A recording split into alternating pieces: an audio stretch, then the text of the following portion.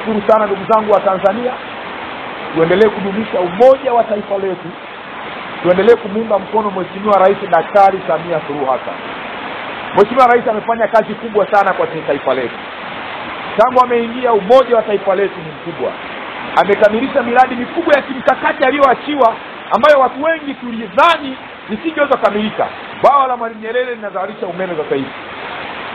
Reli ya kisasa ya SGR Dar es Salaam, Morogoro, Dodoma imekamilika na zingine zinaendelea. Miradi mikubwa ya maji, Same Mwanga huko ameenda kuzindua. Miradi ya elimu, afya, barabara. Amefanya kazi kubwa sana Mheshimiwa Rais. Ukiambiwa uielezee hata wiki moja itoshi kuongea na vyombo vya habari kuelezea mambo makubwa aliyoyafanya Mheshimiwa Rais. Niwaombe wa Tanzania, tuendelee kumwombea Mheshimiwa Rais afya njema, tumuunge mkono na tushikamane kwa pamoja kudumisha umoja na amani ya taifa letu, lakini tuwakemee na tuwafichue wale wote wanaofanya vitendo vya kijinai vyenye lengo la kuchafua amani na umoja wa taifa letu la Tanzania.